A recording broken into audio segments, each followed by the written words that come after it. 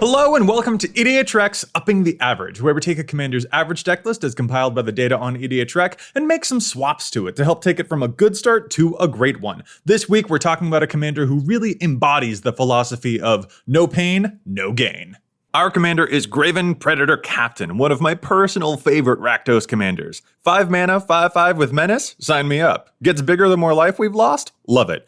And he sacrifices creatures to draw cards from their power and lose life from their toughness, which pumps him up even more? I adore this guy. With over 1,000 decks under his belt, this EDHREC page is full of feisty cards. Life payments are not a problem, and this combat trickery is no joke. We might appear at first to just have a 5/5 commander, but we could easily attack for 10 to infect out of nowhere, or suddenly slam in with 15 power with trample and double strike, and the life we lose to buff up the commander can all get refunded by well-timed lifelink to bring us back around for the following turn. Let's waste no more time and get ourselves a starting deck list from the average deck feature and see where we can make some improvements. As always in this series, any swaps we make must either keep the total price of the deck cost neutral or else help lower the overall cost of the deck. So I love this. I love this list. This is not the kind of deck that you play safely. We are aggressive and ruthless, shredding through our own creatures to gain huge advantages, and leveraging our own life total as a very literal weapon during combat.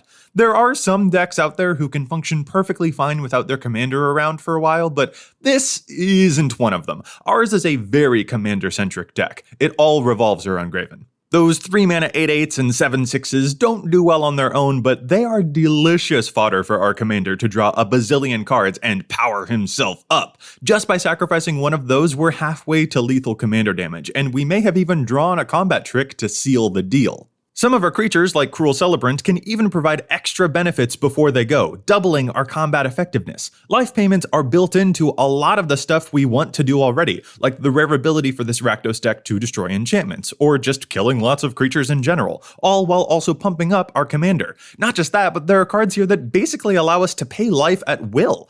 Phyrexian mana or Necropotence effects can basically allow us to sink a bunch of life payments just to tick up our commander for lethal. Treasonous Ogre is an all-star, supplying our commander not just with power, but with mana. Some even pump themselves up as we go, so paying 7 life for 7 activations of Wall of Blood means we double its effectiveness when we sacrifice it in combat. And speaking of which, if we don't have creatures to sacrifice, we can just temporarily steal one. Well, I say temporarily, but it won't be going back to their side of the field. We also don't need to attack 100% of the time. If Greven gets big enough, a Chandra's Ignition or an Essence Harvest will obliterate life totals. And speaking of Essence Harvest, the absolute most important part of this deck are the ways we resupply on life. Lifelink is so important. So important. Our commander really needs to actually land a hit. We are 100% willing to drop to 1 life point to make a lethal swing. No risk, no reward. But if we don't actually connect and don't get that life back, then we're in trouble. Lifelink equipment is a big deal, and those lifelink combat tricks can sometimes even double up as ways to protect our commander, which is awesome. P.S. Lifelink is hilarious with Chandra's Ignition. So now that we know the plan, where can we make some tune-ups? As usual, I've got 3 categories where I think we can make some improvements, but before I even get there, I've got one last piece of business. I want to lay the groundwork right here that I am sorry that apparently I pronounced this commander guy's name kind of weird. Everyone says Greven, rhymes with 7, but apparently I say Greven, which I think is maybe related to the way I say Yeva instead of Yeva, or Vela, not Vela, or Treva instead of Treva. I don't know. I think it's mostly safe to say that y'all are here for the magic, not the pronunciations. So if you can bear with me, I promise, I've got some spicy cards for this guy. So let's just get right to those. I want to tune things up in the following 3 categories. First, we'll observe our tempo, next, our contingency plans, and finally, we'll execute on our evil schemes. And don't forget, we'll have honorable mentions for budget and expensive builds at the end of the video. Let's get started with our biggest category and talk tempo. Tempo is all about keeping a beat, so let's bring the beats. There are a few different ways to evaluate tempo, and one of the most important factors comes to light with my first 2 cuts. Lightning Skelemental and Arc Runner are cheap creatures with high power, perfect for our commander to attack and sacrifice to draw lots of cards. Here's my problem with them though. These have to be cast the turn after we play Greven. This is pretty important because it circumscribes the pattern of our play. If we always have to pattern our attacks where we play our commander first, then drop a creature to sacrifice the following turn, we lose out on a key advantage of this commander, and that's speed. We've got haste enablers in this deck. It feels way better to drop a lupine prototype early, slam our commander into play with some shoes, and then get an immediate benefit. At the very least, we want that to be an option. And these 3 mana creatures, while interesting, don't allow for that option. I'm going to take these 2 out, but I'm going to add a great replacement, Relic Golem. 3 mana for 6 cards, and the 6 life we lose from the toughness is just more power for our commander, and this card has a lot of flexibility for whenever we want to deploy it, A+. I mentioned haste, and that's another angle of tempo that I'd like to examine a bit more. We want Greven attacking ASAP. We've got some good haste enablers already, but I think we could do with 1 or 2 more. I've personally had some very, very good success with Bloodsworn Steward. When played on turn 4, it means Greven can come down swinging the very next turn. Importantly, the +2/+2 will go away when we sacrifice the Steward, but that's fine. This gives Steward a cool duality. He can sometimes just be a cool haste pump effect when we sacrifice other creatures, but he's not a bad early piece of fodder on his own either. We also don't always need to have creatures. If Greven's attacking on his own, that's also okay. He's a big punchy boy. I am a big fan of Obsidian Battleaxe for our Predator Captain, because he is, in fact, a warrior. The axe auto-attaches to give him haste, and since it's an equipment, it's going to stick around to keep our tempo up throughout the entire course of the game. This doesn't look like much, but I've sincerely been very impressed whenever I see this card in my hand. Finally, let's talk about Chainer. This is a crazy cool commander in his own right, but I haven't been as excited about him in this deck. He does give our commander haste when we cast him from the command zone, which is cool, and the discard effect is very interesting to get things back. I think the issue I found with Chainer is that he's pretty good at 2 different stages of the game, rather than being a powerhouse in 1 stage of the game. He's more of a consistent long-term value card, and Greven is more of a sudden explosive pace. So if it's cool with you, I'd like to swap this guy out for a different mythic, my actual and literal favorite card from Commander Legends, Hellkite Courser. I couldn't believe this wasn't in Greven's average deck already. This card's perfect. Out of nowhere, swoop our commander into play without paying any extra mana and without increasing commander tax. Let him swing and eat up the dragon for a sudden influx of cards and commander damage. I've won so many games off the back of this dragon. Definitely give it a shot. I've got one more cut to make in this section, and this is a tough one because it's a card I actually really do love. I'm sorry, Vindictive Lich, but as this deck tunes up, 4 mana is actually a low rate. We've got a lot of sacrificable creatures, so it turns out we do have to start getting pretty choosy about them. There are a lot of them out there with tiny mana costs and huge power stats. There are the haste enablers and the creatures that we can steal from other players. When we have a bunch of combat tricks that we want to cast after we've stocked up our hand, it turns out that the 4 mana cost is actually kind of a big deal. Vindictive Lich has some very fun abilities, so if you love this card in your deck, I totally get the attachment. I just personally haven't always found it to be as useful as some of the other options that we've gotten in more recent times. Alright, there's one last angle I want to discuss when it comes to tempo, and that is mana. We've got a good smattering of mana rocks, but our commander is 5 mana. We want to get him out the gate stat. There are 2 rocks here that I absolutely have to recommend for this deck. Liquimetal Torque and Cursed Mirror. Cursed Mirror speaks for itself. This card is equal parts hilarious and powerful. It can be a creature for our commander to sacrifice, or it can just be a mana rock that gets us going. Excellent diversity. Torque, meanwhile, is just efficient ramp at 2 mana, and I've personally had a very hilarious time using this card in EDH. Someone about to play a Reclamation Sage? Maybe we can make a deal to turn something into an artifact. Or if we have our own Vandal Blast in hand and want to take some random creature down with the ship, that's also very doable. Card's great, can't recommend it enough.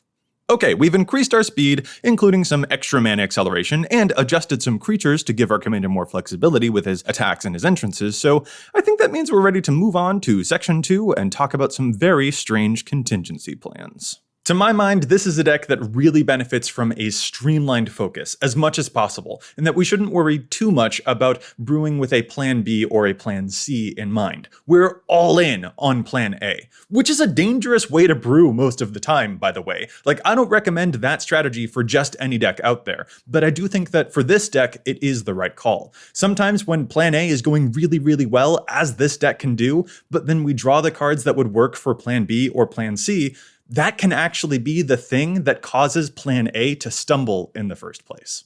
The biggest example of this is Phyrexian Reclamation. We'll be making a number of cuts in this section, and this one's gotta be the first. It's useful for long-term games, but we're not one of those decks. This card causes life loss, which we like, but we also need a creature in the graveyard to even activate this card in the first place, so it's kind of limited in scope. Plus, we're in colors that could be reviving creatures without having to pay their mana costs. We'll be okay without this. Getting back creatures to sacrifice isn't as important as, giving our commander lifelink. Speaking of lifelink, there's a vampiric link in the deck, which I do like to see, but this is fragile. If our commander dies once, this card goes down with it. Maybe this sounds hypocritical, but I do personally prefer the equipment versions of lifelink, so I want to exchange this card for Poet's Quill. While I don't think we need to plan for extra contingencies like using that reclamation to get back the dead expendable creatures to our hand, I do think that it's wise for us to acknowledge that Greven himself is a big target, and that the more permanent sources of lifelink are therefore quite valuable. I've just run into many games where I was extremely grateful to have a lifelink source on the battlefield even after Greven had been killed off twice. Real quick, don't forget, the learn ability doesn't fetch anything from outside the game, but you know what? The looting is a nice thing to sweeten the pot. The next one hurts me to cut, but Captivating Crew, let's talk. You're a lot of mana. You're a repeatable means of capturing creatures for our commander to sacrifice, but it's 8 mana before you properly do the thing. When most versions of this effect start at 3 mana, this becomes a tougher sell as we streamline things to work more smoothly and with better alacrity. Finally, let's talk about Font of Agonies. I might be unique among Greven players here, but I just haven't had good experiences with this one. It doesn't work with our commander's ability because he does life loss, not payment, but that's not the reason I'm unenthused about it. We do have a somewhat decent number of cards that let us pay life, and with a card like Keurig, it's really fun stuff for sure. But I do still kind of balk about situational removal. I think ultimately, my thoughts about this card is that the better form of creature removal is just player removal. And actually, that reminds me of one last thing I want to do before we move on. There are some lands missing from our mana base. Specifically, I am very afraid of enemies who play cards like Maze of Ith. Our commander relies a lot upon combat, so a single maze shuts him down so badly that it makes my heart hurt. So Tectonic Edge and Ghost Quarter will really save our bacon. I'm swapping them in just for some regular basics in the mana base. Even if you don't see Maze of Ith super duper often, you want to be prepared just in case they come up, because they are a huge silver bullet for this strategy. Oh, and real quick, I think that this card might just be out of budget for our purposes, but if you happen to have a command beacon lying around, this is a really good deck to put it, because 9 mana Gravens are not fun for anyone. Okie doke, that's it for section 2, which means we're now moving to the third and final step in our master plan. Let's look at some of our most insidious schemes. There are 2 factors that make for a particularly good scheme. The first is that our opponents don't see it coming, and the second is that there's nothing they can do about it. In a commander-centric deck that deals tons of commander damage, the commander itself tends to draw a lot of attention. So naturally, we start to look for forms of protection. There are classic cards like Boots and Greaves, but even Greaves can be awkward because they shut down our ability to use some of our combat tricks.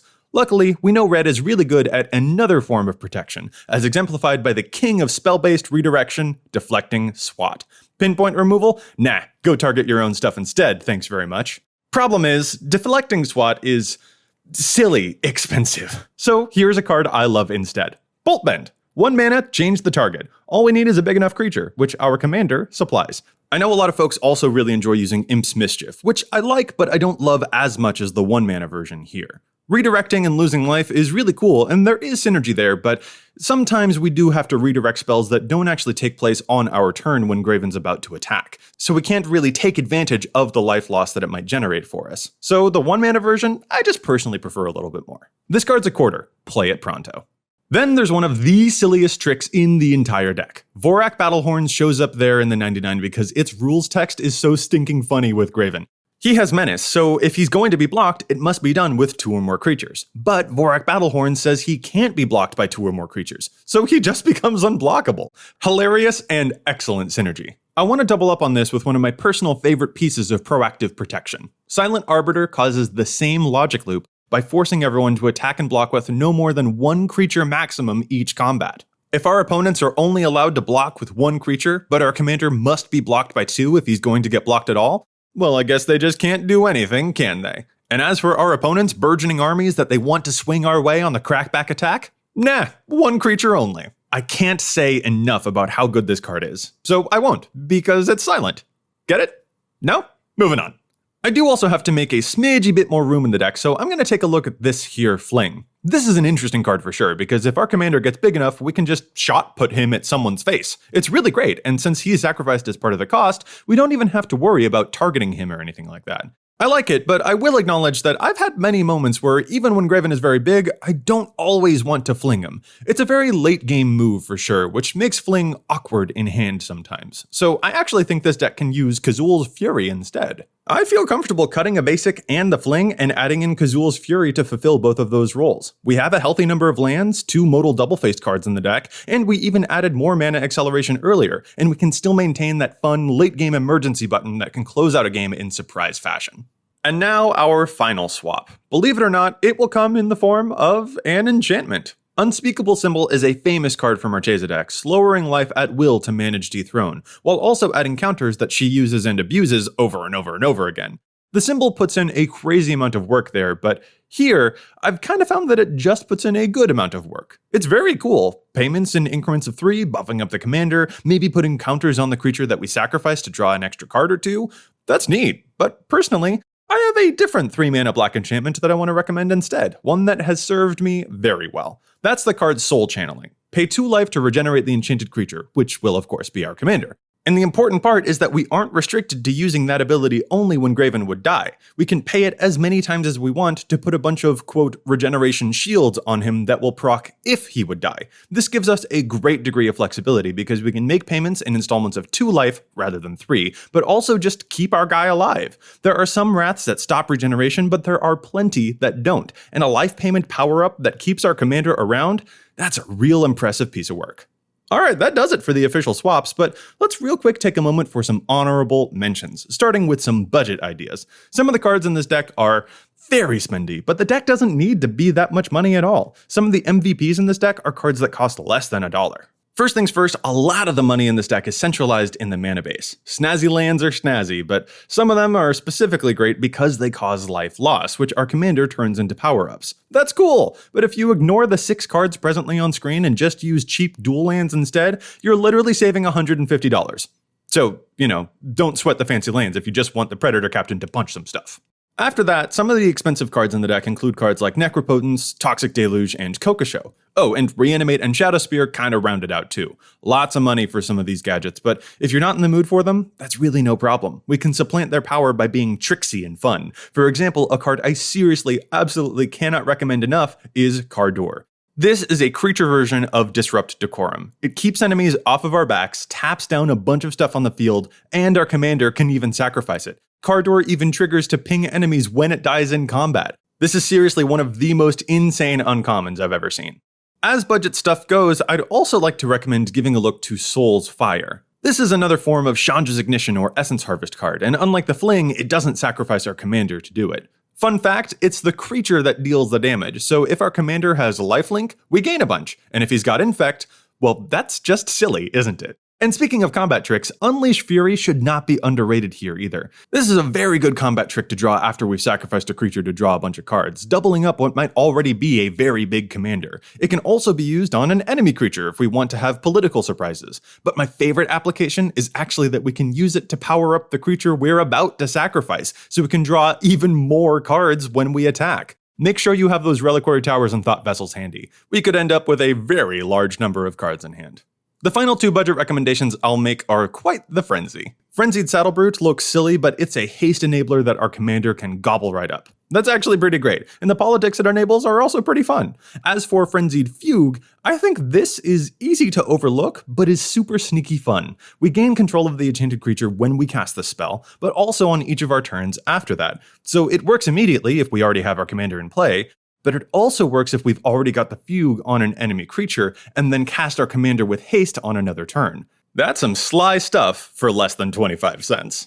So how about the flip side? What if this deck's your baby and you're looking to splurge and upgrade even more? Well, the first thing you do is find these lands. They also cause life loss in incidental ways that will definitely add up on Greven's power. All of the Bandit Lord in particular is a total house in this deck. After that, some cards like Command the Dreadhorde I think will start to get replaced by others like Vampiric Tutor. Find what the deck needs and it's a power-up along the way. I think Solemn Simulacrum and Grey Merchant also eventually get budged out so the deck can add other utility in. Champion's Helm, for instance, is an amazing hexproof protection for our commander. And since Rakdos also has a problem with enchantments, I think All Is Dust is a really good grab too. This card solves a lot of problems that are usually very difficult for this color combination to solve. Oh, and as for the bolt bend I added earlier, I think it's pretty reasonable to assume that high budget decks will opt for the real deflecting swat. Maybe both, maybe not, but it's a card that's likely to show up in the big money versions of Greven decks for sure. Lastly, as good as Vilas is with all of this life loss, he is 8 mana, so I think even he too would eventually fall to the chopping block when adding in the ultimate Greven card, Hatred. If you haven't had the pleasure of facing this card before, trust me, it's insane. Pay however much life, pump a creature by that much. And Greven gets buffed by the extra life loss too. And when this thing is used on a life-linking creature, we recoup all of it. Card's insane. Fun fact, this is also the face that I make when I look at this card's price tag.